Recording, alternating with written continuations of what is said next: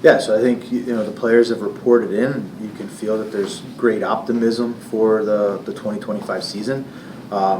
It's a great privilege and opportunity to be able to sort of write this chapter 6 of Nashville soccer. And I think we're a group that is we've been able to replenish and reposition the roster and the staff a little bit as we enter this preseason.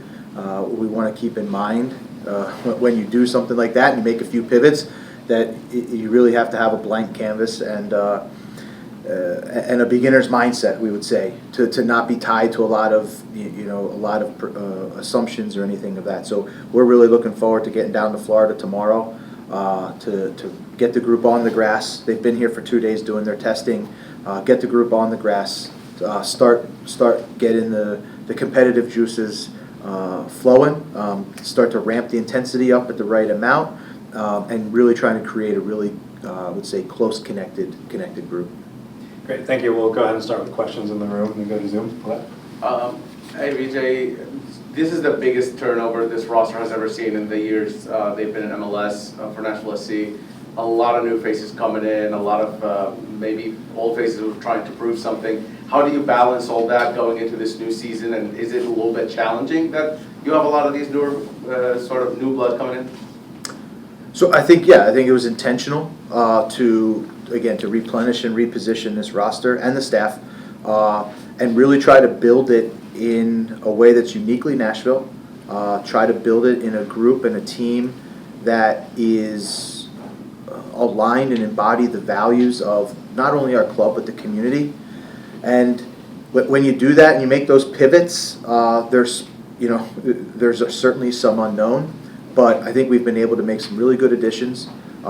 We're going to be able to complement them with some of the really good players that we already have on this roster, and we know when you can kind of combine those two things, like iron sharpens iron, and I think as we're able to kind of get this group working together, we'll listen to the signals that they send because it is a big turnover, and we'll be able to make those adjustments. But I think we've been able to construct a roster that'll be competitive each and every day, and really embody again what the values of this club are about and what the values of this city are about.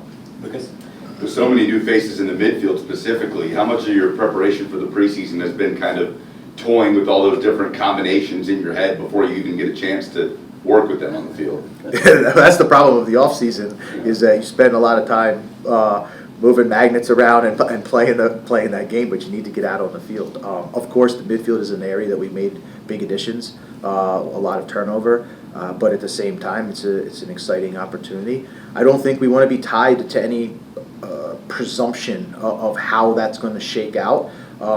We don't want to, I would say, wedge players into positions if it's not fitting. We really want to come at this with a wide-eyed, open ears, open mind thing, and the job of the staff is to put the players in the best positions to be successful, and that's why we get this opportunity for 6 weeks with the preseason to kind of see which connections really are the strongest, and use that as our way to go forward. Jacob? I guess how settled in now do you feel here in Nashville, just having after a full off season, just for you personally? Yeah, I feel really comfortable personally. I think we've been able to have a tremendous off season in building maybe the behind the scenes group, the staff, not only the coaching staff but our high performance staff, and really putting some pieces in.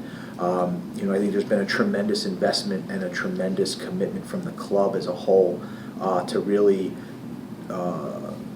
get the alignment that we talk about right. And so a lot of that comes from not only just the front office, not only from ownership, and not only the first team, but then getting that alignment really solidified with the second team, with Chris O'Neill coming in mid-season as well. Now having an off-season to work together in a calm way, and then with the academy, which is still going to be a piece that we're going to get right with a little bit of time.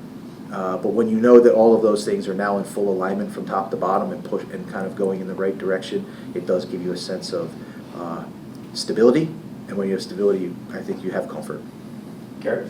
One of the things you said in your opening statement was the fact that this is a blank canvas now. What are your thoughts on making this team and this franchise yours? You were here some of last season, but you kind of inherited everything. Now you bring in some of your players, you get to really have some time to install some of your own plans with this team. What are your thoughts on that going forward? Yeah, the vision is to make it Nashville, and I'm a vehicle to replicate, to basically make that vision happen.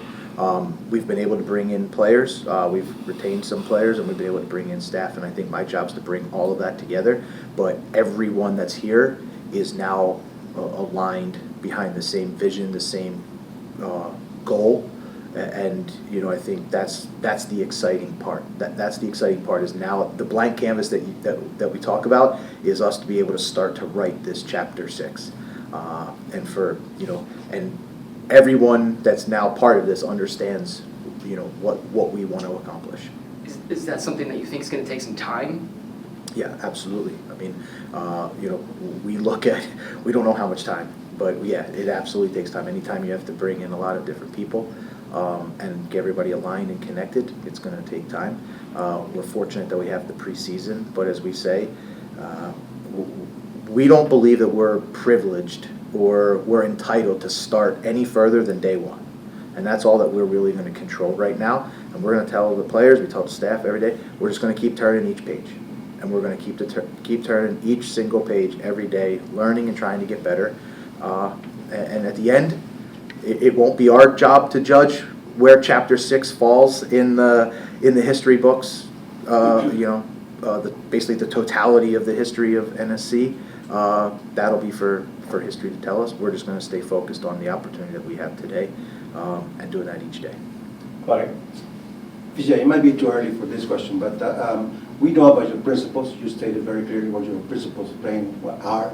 They're not going to change for sure.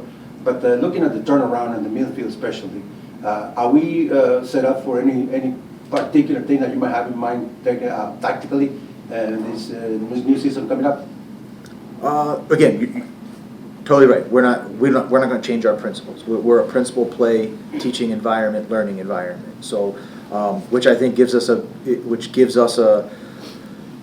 tremendous opportunity to get as many of the new players on board as quickly as possible through providing clear roles, clear responsibilities, and a consistent learning and teaching environment.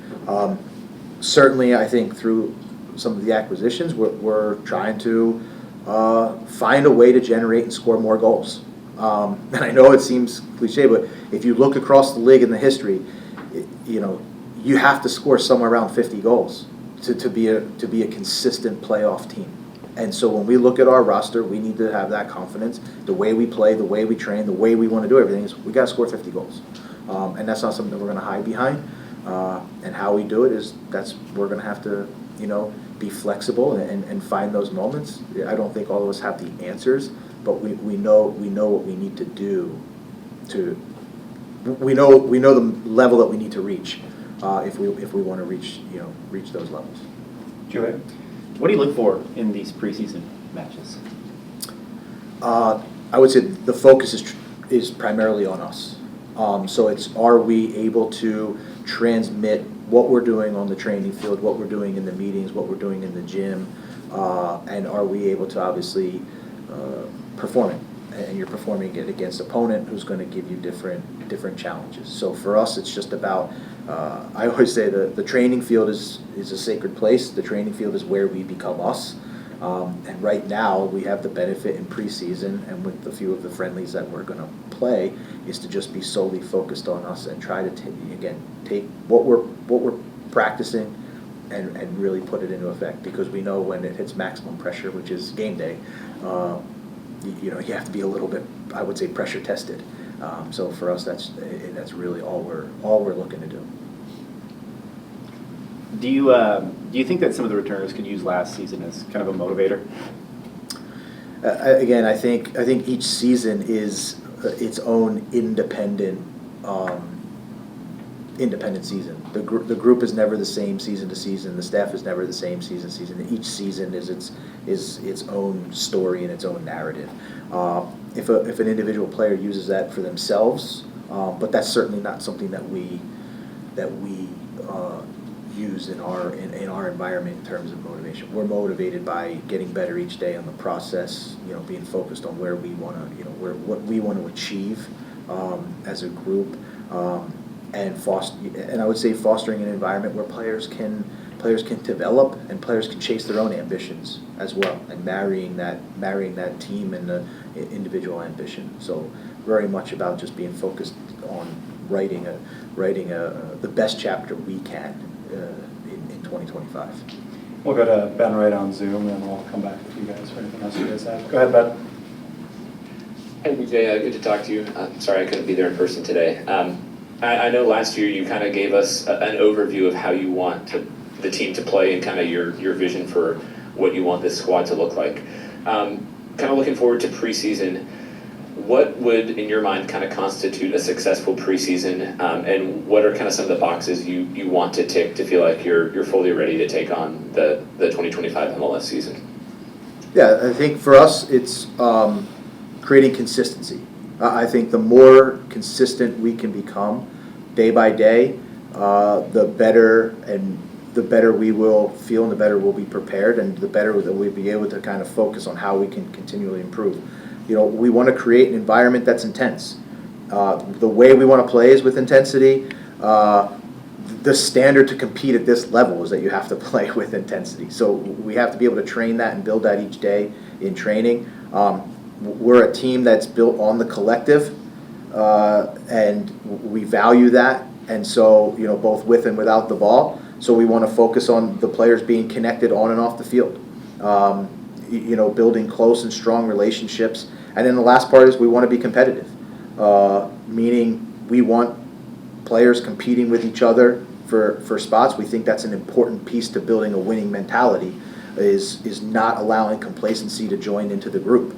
And so having real competition at positions will be a focus in preseason. It'll be a focus throughout. So it's really about laying that foundation of being intense, connected, and competitive all the way through. But it starts on day one, which is tomorrow. But I don't see that changing. As you move into the season, you just really want to create that foundation now, so that it becomes a standard part of your environment.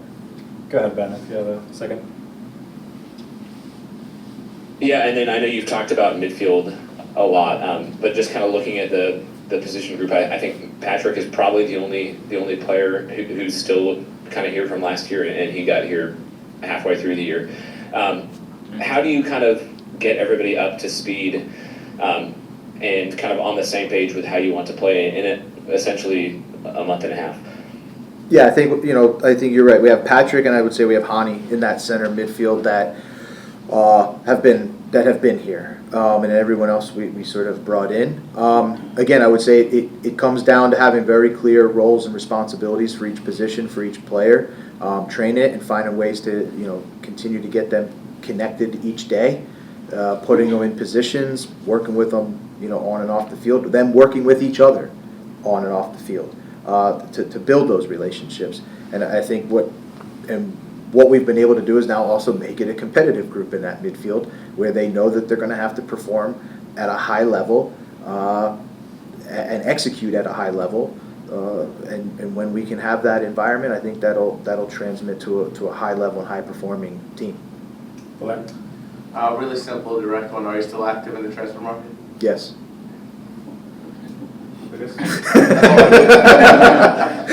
Thanks for the answer. Thanks for the question. I hope you respect the direct answer back.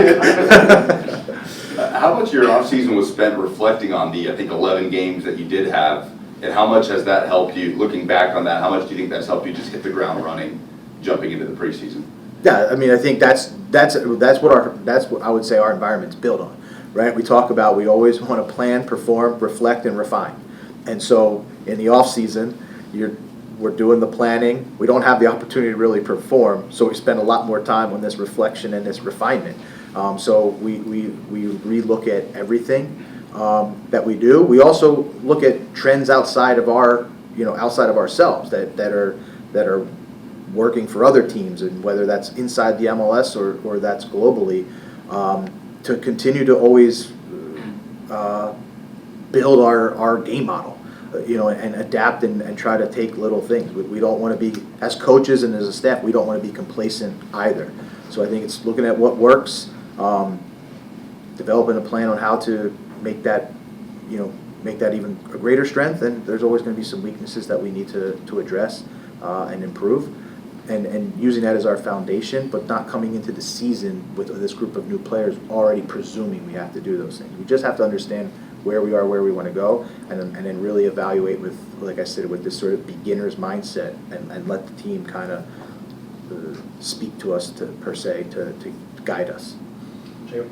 One of your biggest moves in the club this offseason was trading Shaq Moore to Dallas. I guess how much did that move reflect confidence in Julian Gaines, especially after he kind of was able to make an impact for you last season late in the year, and then bring in Andy Nahar. I guess what do you feel he'll add to that position, and also maybe Julian's development as well?